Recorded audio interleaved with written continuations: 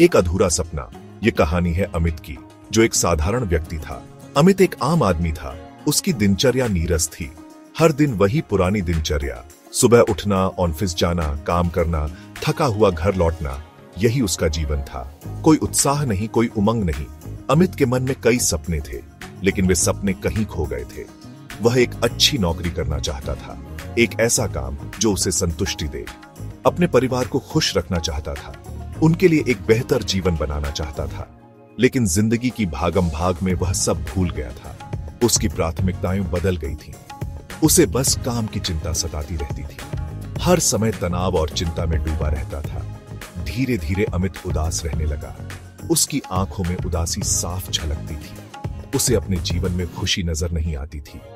हर दिन एक बोझ सा लगता था। एक दिन अमित पार्क में बैठा था। वह अपने विचारों में खोया हुआ था। उसके चेहरे पर उदासी साफ झलक रही थी। उसकी आंखों में निराशा थी। तभी उसकी नजर एक बूढ़े व्यक्ति पर पड़ी। डिडी। वह व्यक्ति अकेला बैठा था। वह व्यक्ति बर्थडे ही 4 से बच्चों को खेलते हुए देख रहा था। उसके चेहरे पर एक अलग ही चमक थी। उसके चेहरे पर एक अजीब सी शांति थी, जैसे उसे जीवन का कोई गहरा रहस्य पता हो। अमित को लगा जैसे उस बूढ़े व्यक्ति के पास कोई राज है, एक ऐसा राज जो उसे खुश रहना सिखाता है, एक ऐसा राज जो उसे खुश रहना सिखाता है। अमित ने ठान लिया कि वह उस व्यक्ति से बात करेगा। प्रकाश की किरण। अमित ने हिम्मत करके उस बूढ़े व्यक्ति से बात की। वह जानना चाहता था कि जीवन में खुशियां कैसे पाई जा सकती हैं। उसने बताया कि वह जीवन में बहुत दुखी है। उसे ऐसा लगता है कि उसकी जिंदगी में सिर्फ परेशानियां ही परेशानियां हैं। उसे समझ नहीं आ रहा है कि वह क्या करे। हर दिन एक नई चुनौती लेकर आता है। बूढ़े व्यक्ति ने अमित की बात ध्यान से सुनी। वह उसकी हर बात को समझने की कोशिश कर रहा था। फिर एक प्यारी सी मुस्कान के साथ बोले, बेटा, खुशी कोई मंजिल नहीं है जहां पहुंचना होता है। ये एक यात्रा है। खुशी तो एक सफर है जिसे जीना होता है। ये एक ऐसी यात्रा है जिसमें हर कदम पर आनंद है। अमित को बूढ़े व्यक्ति की बात समझ नहीं आई। वह सोच में पड़ी अच गया। उसने पूछा, लेकिन मैं खुश कैसे रहूं? मेरी जिंदगी में तो बस परेशानियां हैं। हर दिन एक नई समस्या सामने आती है।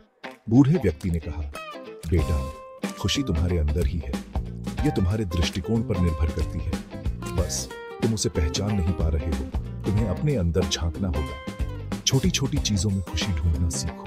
जीवन की छोटी छोटी खुशियों को महसूस करो। प्रकृति की सुंदरता को निहारो। उसमें छिपी खुशियों को महसूस करो।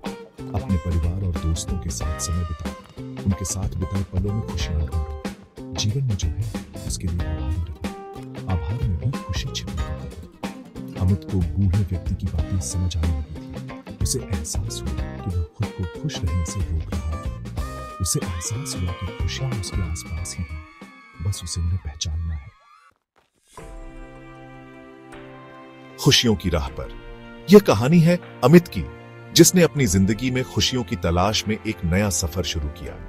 अमित ने बूढ़े व्यक्ति की सलाह मानने का फैसला किया। उस सलाह ने उसकी जिंदगी को एक नई दिशा दी। उसने अपनी दिनचर्या में छोटे छोटे बदलाव लाने शुरू कर दिए। हर दिन को एक नई शुरुआत की तरह जीने लगा। वह हर सुबह जल्दी उठने लगा और पार्क में टहलने जाने लगा। यह उसकी दिनचर्या का हिस्सा बन गया। प्रकृति की सुंदरता को निहारता, चिड़ियों की चहचहाहट सुनता, यह सब उसे बहुत सुकून देता। धीरे धीरे अमित को एहसास हुआ कि यह सब कितना सुंदर है। उसने जीवन की छोटी छोटी खुशियों को महसूस करना शुरू किया। उसने अपने परिवार और दोस्तों के लिए समय निकालना शुरू कर दिया। उनके साथ हंसी मजाक करता और खुश रहता। उनकी बातें ध्यान से सुनता। उनके साथ बिताए पल उसे बहुत खुशी देते। अमित को एहसास हुआ कि अपनों का साथ कितना अनमोल होता है। यह एहसास उसकी जिंदगी को और भी खूबसूरत बना देता। अमित ने अपने काम के प्रति नजरिया भी बदल दिया। अब वह अपने काम को एक नए नजरिए से देखता था। वह अब काम को बोझ नहीं समझता था, बल्कि उसे एक अवसर के रूप में देखता था, बल्कि उसे एक चुनौती के रूप में लेता था। हर काम को पूरी लगन और मेहनत से करता था। अपने काम में पूरी लगन और मेहनत से जुट जाता था। इससे उसे अपने काम में संतुष्टि मिलने लगी। इससे न सिर्फ उसका काम बेहतर होने लगा, बल्कि उसे अपने काम में संतुष्टि भी मिलने लगी।